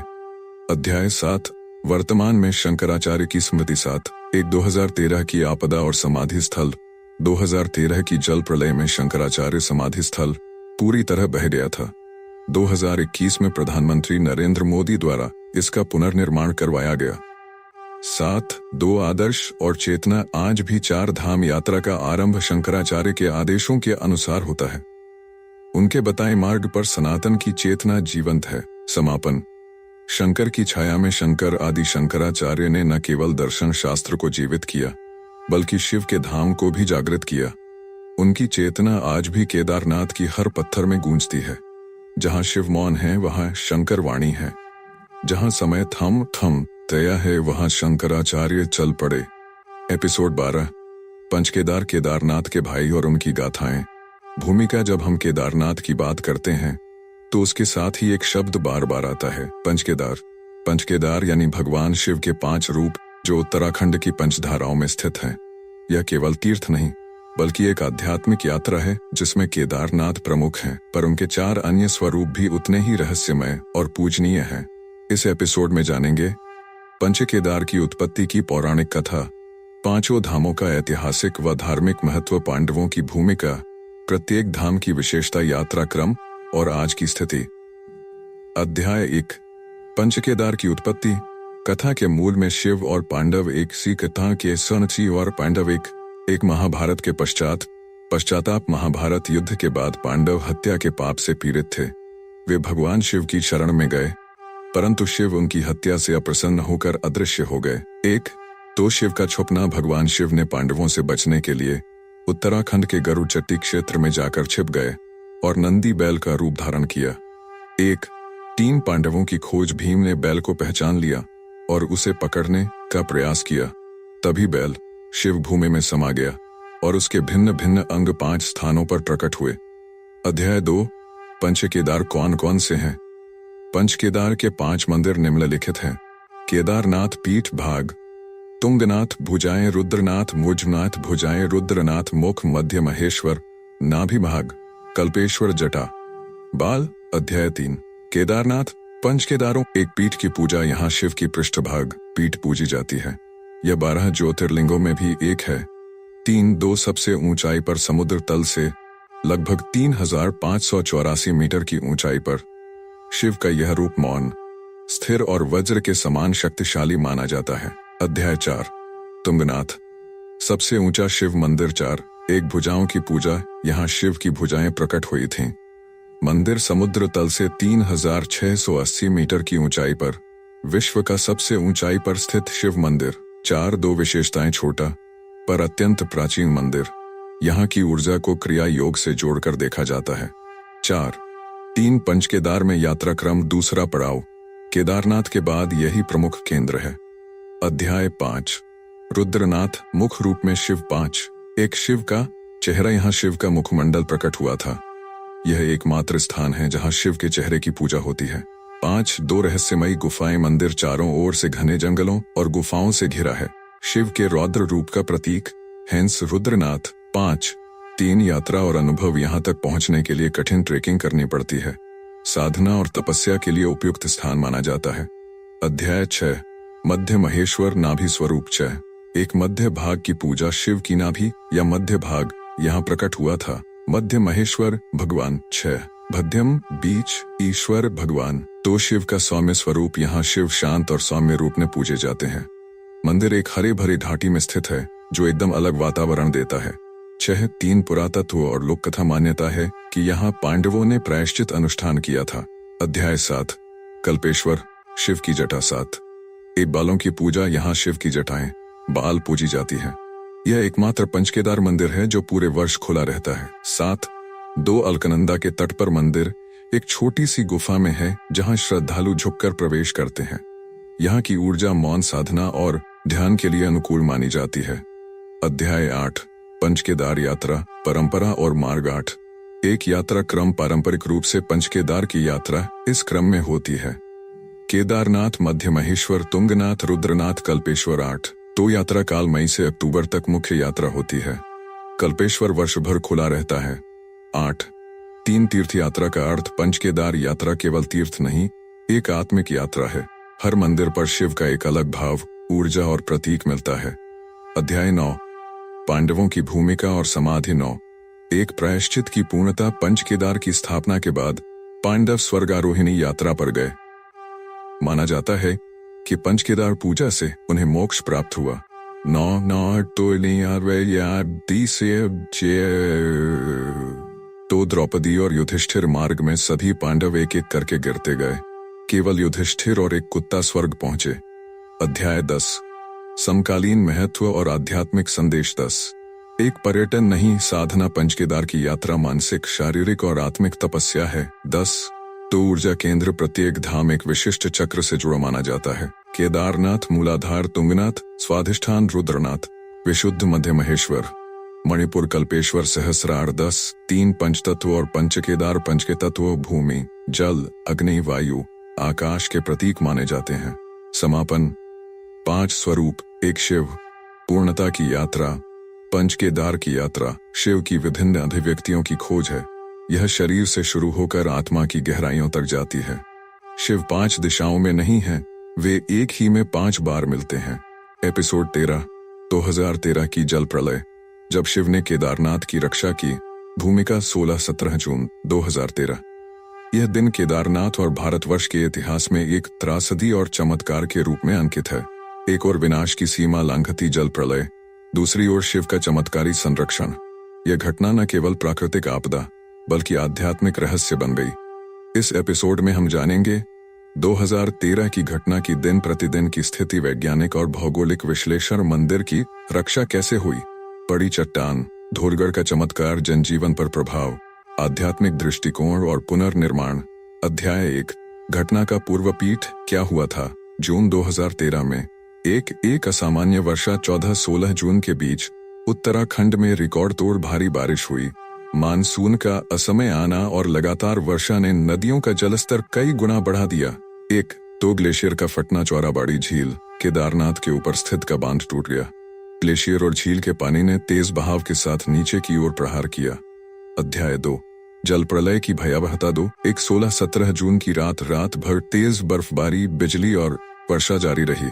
चौराबाड़ी झील का जलग्रहण क्षेत्र टूट गया और एक विशाल बाढ़ आ गई। दो बहते हुए मंदिर तक केदारनाथ घाटी में यह जल लहरें मंदिर की ओर बढ़ीं, अपने साथ बर्फ, बोल्डर, पेड़, मिट्टी और घरों के मलबे को लाती हुई।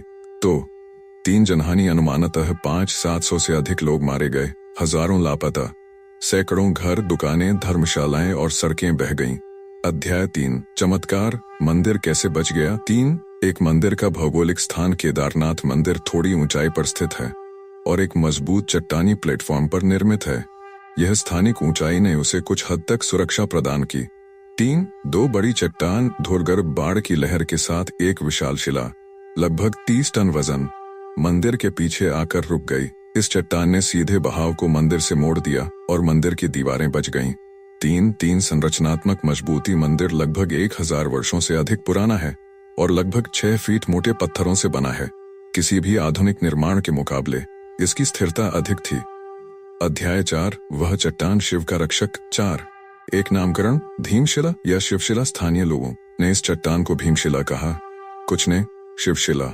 4, 2 आध्यात्मिक मान्यता। माना गया कि यह चट्टान स्वयं शिव ने भेजी एक रक्षक रूप में। यह घटना श्रद्धालुओं के लिए आस्था का केंद्र बन गई।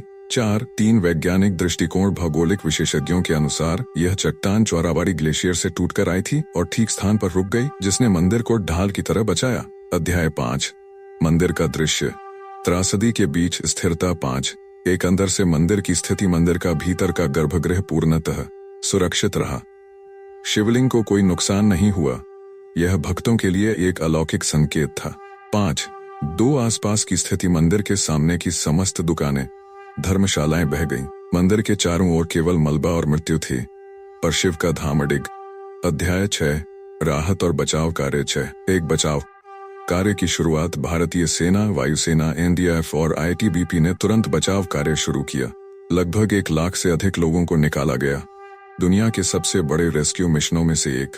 6, 2 बाधाएं, टूटी सड़कें, धंसी हुई घाटियां, खराब मौसम, हर क्षण जानलेवा था। सैनिकों ने पीठ पर घायल तीर्थयात्रियों को 10-10 किलोमीटर तक ढोया।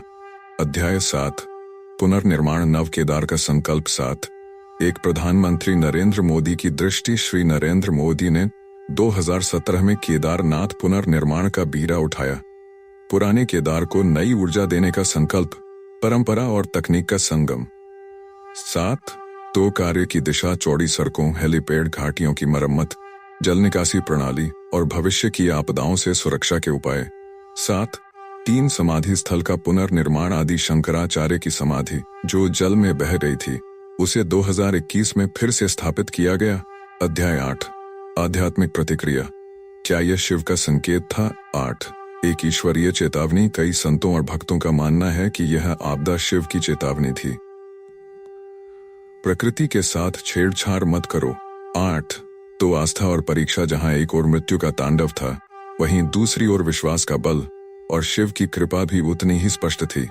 8, 3 शिव का संदेश। शिव ने मंदिर को बचाकर यह जताया कि वह सृष्टि के विनाश में भी सुरक्षा की भावना रखते हैं। अध्याय 9, पर्यटन से तीर्थ की ओर वापसी। 9, एक भोग से योग की ओर। पहले केदारनाथ को केवल पर्यटन स्थल समझा जाता था, पर जल प्रलय के बाद वहां जाने वाले अधिकतर लोग साधना और श्रद्धा के भाव से जाते हैं। 9, 2 नव केदार एक प्रेरणा। शिव न केवल विध्वंसक हैं, वे रक्षक भी हैं। यह भावना हर श्रद्धालु में सजीव हो उठी है। समापन, जब शिव स्वयं पहरेदार बने। 2013 की जल प्रलय ने हमें सिखाया कि प्रकृति और ईश्वर दोनों शक्तिशाली हैं, परंतु जब आस्था अडिग होती है तो विनाश के बीच भी शिव की कृपा से जीवन बचता है। केदार की घाटी में तांडव था, पर शिवलिंग पर केवल मौन था। वह मौन ही सबसे ऊंचा शोर था जो जीवन को फिर से गढ़ रहा था। एपिसोड 14, वर्तमान केदारनाथ, एक आध्यात्मिक और वैज्ञानिक चमत्कार।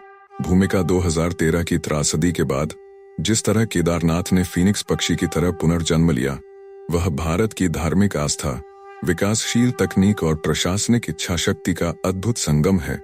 आज का केदारनाथ न केवल एक तीर्थ है, बल्कि प्राकृतिक आपदाओं से लड़ने की मिसाल, स्मार्ट इंफ्रास्ट्रक्चर और पर्यावरण संवेदनशील विकास का भी प्रतीक बन चुका है। इस एपिसोड में जानेंगे 2013 के बाद का केदारनाथ, मोदी सरकार की भूमिका, आस्था और विज्ञान का संतुलन, पुनर्निर्माण के चरण, तीर्थ प्रबंधन, सुरक्षा और नवाचार, आज केदारनाथ का अनुभव।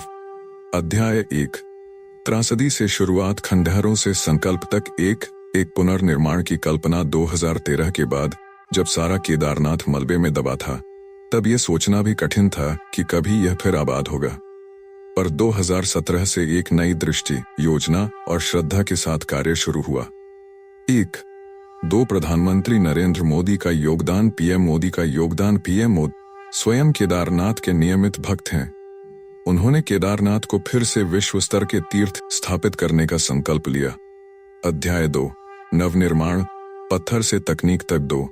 एक मास्टर प्लान। केदारनाथ पुनर्निर्माण के लिए एक विस्तृत मास्टर प्लान बनाया गया, जिसमें शामिल था मंदिर के पीछे सुरक्षात्मक दीवार, रिटेनिंग वॉल, जल निकासी प्रणाली, हेलीपैड और पक्की सड़कों का निर्माण, तीर्थयात्रियों के लिए सुरक्षित और सुंदर व्यवस्थाएं। 2. आपदा प्रबंधन की तैयारी। भविष्य में किसी भी बाढ़, भूस्खलन या बर्फबारी से बचाव के लिए alert centre, emergency shelter, digital निगरानी प्रणाली लगाई गई है। अध्याय 3, आदि शंकराचार्य की पुनर्स्थापना। 3. एक ऐतिहासिक महत्व। 2013 में आदि शंकराचार्य की समाधि जल प्रलय में नष्ट हो गई थी। 3. पुनर्निर्माण और अनावरण। पीएम मोदी ने 5 नवंबर 2021 को एक नई प्रतिमा का अनावरण किया। यह 12 फीट ऊंची और 35 टन वजनी शंकराचार्य प्रतिमा एक ही पत्थर से बनी है। 3. सांस्कृतिक संदेश। यह केवल मूर्ति नहीं, बल्कि भारतीय ज्ञान परंपरा और अद्वैत वेदांत की पुनर्स्थापना थी। अध्याय 4, मंदिर का सौंदर्य और संरक्षण। 4. एक मंदिर की मरम्मत। मंदिर की दीवारों, गर्भगृह और आधार की विशेष मरम्मत की गई। पुराने पत्थर संरचनाओं को यथावत रखा गया। 4. दूर रोशनी और ध्वनि व्यवस्था। मंदिर में प्रसिद्ध साउंड एंड लाइट शो होता है, जो शंकराचार्य, शिव और केदारनाथ के इतिहास को रोशनी और संगीत के माध्यम से प्रस्तुत करता है। अध्याय 5, यात्री सुविधाएं, आधुनिकता में श्रद्धा। 5. एक हेलीकॉप्टर सेवा। गंभीर तीर्थयात्रियों, बुजुर्गों और आपातकालीन सेवाओं के लिए हेलीकॉप्टर सेवा की सुविधा। 5. 2 पक्के रास्ते और पिट्ठू सुविधा। गौरीकुंड से केदारनाथ तक का रास्ता अब विस्तृत, सुरक्षात्मक और सुंदर बनाया गया है। बैठने, विश्राम, पानी, चिकित्सा केंद्र हर 2 किमी पर उपलब्ध। 5. 3 डिजिटल टिकटिंग और मोबाइल ऐप। अब ऑनलाइन बुकिंग, लाइव ट्रैकिंग और यात्रा सूचना मोबाइल ऐप पर उपलब्ध है। अध्याय 6, पर्यावरणीय संतुलन। 6. एक इको फ्रेंडली निर्माण। मंदिर के आसपास किसी भी आधुनिक निर्माण में स्टील, कंक्रीट या ऊंची इमारतों की अनुमति नहीं है। 6. 2 सौर ऊर्जा। केदारनाथ में सोलर पावर प्लांट लगाए गए हैं ताकि साफ ऊर्जा मिले और प्राकृतिक सौंदर्य बना रहे। 6. 3 वेस्ट मैनेजमेंट। हर दिन हजारों तीर्थयात्रियों द्वारा उत्पन्न कचरे को प्राकृतिक रूप से डिस्पोज करने की प्रणाली सक्रिय है। अध्याय 7, सुरक्षा और तकनीक का सहयोग। 7. एक डिजास्टर अलर्ट सिस्टम। आधुनिक सैटेलाइट आधारित चेतावनी प्रणाली जो भूस्खलन, बाढ़ या हिमस्खलन के पहले संकेत देती है। 7. 2 सीसीटीवी और ड्रोन निगरानी। पूरे धाम पर सीसीटीवी कैमरे और ड्रोन से निगरानी की जाती है। भीड़ नियंत्रण, सुरक्षा और आपातकालीन मदद के लिए बहुत सहायक। अध्याय 8, तीर्थ प्रबंधन मॉडल। भारत के लिए प्रेरणा। 8. एक तीर्थ और तकनीक का मेल। केदारनाथ अब एक मॉडल तीर्थ स्थल है, जहां संवेदना, श्रद्धा और स्मार्ट प्रशासन मिलते हैं। 8. हर मौसम के लिए तैयारी। अब केदारनाथ में हर मौसम के अनुसार व्यवस्थाएं हैं। सर्दियों में मूर्ति ऊखीमठ स्थानांतरित होती है, पर पूरा क्षेत्र संरक्षित रहता है। 8. 3 लोकल अर्थव्यवस्था। स्थानीय लोगों को रोजगार, होमस्टे योजना, गाइडिंग और पर्यटन सहायता से लाभ मिल रहा है। अध्याय 9, आज का अनुभव। जब आप केदारनाथ जाएं तो 9. एक आध्यात्मिक कंपन। अब भी मंदिर के चारों ओर एक मौन ऊर्जा, एक अनुभव की गहराई बनी रहती है। बहुत से यात्री रात्रि ध्यान, शिव चालीसा पाठ या नादयोग की अनुभूति के लिए रुकते हैं। 9-2 भक्तों की श्रद्धा प्रतिवर्ष 15 लाख से अधिक श्रद्धालु अब केदारनाथ आते हैं। यह दर्शाता है कि विश्वास हर आपदा से बड़ा होता है। 9-3 नव केदार की पहचान यह केवल मंदिर नहीं रहा, बल्कि भारत की पहचान, पुनरुत्थान और अध्यात्म का प्रतीक बन चुका है। समापन, जब पुरातन शिव नव भारत के साथ खड़े हुए, आज का केदारनाथ हमें सिखाता है कि जहां पुरातन संस्कृति और नव विज्ञान साथ आते हैं, वहां असंभव भी संभव होता है। शिव केवल ध्यान के देवता नहीं है, वे निर्माण के भी केंद्र हैं। केदारनाथ उनका सिंहासन है जो काल, आपदा और समय से परे है। एपिसोड 15 केदारनाथ, विश्वास, विज्ञान और वैभव की संपूर्ण गाथा। संकलन व उपसंहार। अब तक की 14 कड़ियों में हमने केदारनाथ के इतिहास, पौराणिकता, स्थापत्य, त्रासदी और पुनर्जन्म की विस्तृत यात्रा की। इस अंतिम भाग में हम उस संपूर्ण गाथा को एक सूत्र में पिरोते हैं। जैसे शिव की जटाओं से गंगा की धार सहेज कर धरती पर आती है, यह भाग एक संकलन, विश्लेषण और शाश्वत दृष्टि है। केदारनाथ केवल एक स्थल नहीं, बल्कि भारतीय संस्कृति की आत्मा है। अध्याय 1 केदारनाथ। समय से परे एक कथा, एक आदिकालीन उद्भव। यह कोई आधुनिक तीर्थ नहीं, पांडवों के समय से भी पहले का शिवधाम है।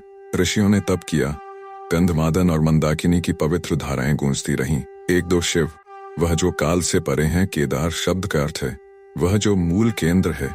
शिव का यह रूप करुणा और संहार दोनों का प्रतीक है। अध्याय 2 पौरा। एक पांडवों की खोज। पांडवों ने शिव को ढूंढते हुए पशु रूप में केदारनाथ में दर्शन किए।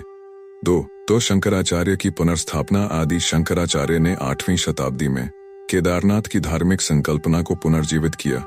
अध्याय 3 स्थापत्य। एक चमत्कारी मंदिर। 3 एक हिमालयी वास्तुकला मंदिर पत्थरों के विशाल खंडों से, बिना चूने, बिना सीमेंट के बना है। 1000 वर्षों से अधिक समय से खड़ा, कभी न डगमगाया, न झुका। 2 ऊर्जा का केंद्र। यह केवल एक पत्थर का ढांचा नहीं, बल्कि ऊर्जा का ध्रुव है। योगियों के अनुसार यहाँ ध्यान लगाना सीधा ब्रह्मरंध्र से जुड़ना है। अध्याय 4 जल प्रलय, मृत्यु में जीवन की चमक। 4 2013 की त्रासदी। हजारों लोग मारे गए, घाटी तबाह हो गई, पर मंदिर अडिग रहा। शिव की कृपा और भीमशिला का चमत्कार। 4 एक संदेश। यह घटना केवल आपदा नहीं, मानवता को चेतावनी थी। प्रकृति के साथ खिलवाड़ मत करो। अध्याय 5 पुनर्निर्माण, श्रद्धा और संकल्प। 5 एक पीएम नरेंद्र मोदी की प्रेरणा। प्रधानमंत्री ने केदारनाथ को केवल पुनर्जीवित नहीं किया, बल्कि उसे विश्व का मॉडल तीर्थ बनाने का सपना देखा। 5 2 शंकराचार्य प्रतिमा, स्मार्ट सड़कें, इको जोन। केदार अब संस्कृति, विज्ञान और प्रकृति के संतुलन का आदर्श बन गया है। अध्याय 6 तीर्थ यात्रा। 1 आत्मिक अनुभव। 6 एक यात्रा केवल चढ़ाई नहीं, आत्म साक्षात्कार। जब कोई भक्त 16 किमी चढ़कर ऊपर पहुंचता है, वह केवल मंजिल नहीं, स्वयं को पा लेता है। 2 भीड़ में भी मौन। केदारनाथ की घाटी में हजारों लोग होते हैं, पर हवा में एक ध्यान, एक कंपन गूंजता है। अध्याय 7 केदारनाथ और भारत, एकता की आत्मा। 7 एक उत्तर से दक्षिण तक श्रद्धा। तमिलनाडु से कश्मीर, गुजरात से असम, हर राज्य से भक्त यहाँ आते हैं। यह तीर्थ भारत की एकता का जीवंत प्रतीक बन गया है। 7 2 भारत की पुनरुत्थान गाथा। केदारनाथ का पुनर्निर्माण भारत के उस नवजागरण का प्रतीक है जिसमें संस्कृति और विकास साथ चलते हैं। अध्याय 8 शिव के संदेश। आज के लिए भी 8 एक शिव केवल देवता नहीं, चेतना है। केदारनाथ हमें सिखाता है विनाश के बाद सृजन संभव है। मौन में भी संदेश है, साधना में ही समाधान है। 8 2 शिव का सच्चा दर्शन मंदिर के बाहर नहीं, अपने भीतर होता है। केदारनाथ एक बाहरी यात्रा नहीं, अंतर यात्रा है। अध्याय 9 भविष्य का केदारनाथ। 9 एक टिकाऊ तीर्थ प्रशासन प्रयासरत है कि केदारनाथ एक इको संवेदनशील तीर्थ बने। 9 ग्लोबल अध्यात्म केंद्र। भारत के युवा, साधक और वैज्ञानिक मिलकर केदारनाथ को वैश्विक अध्यात्म केंद्र के रूप में विकसित कर रहे हैं। समापन।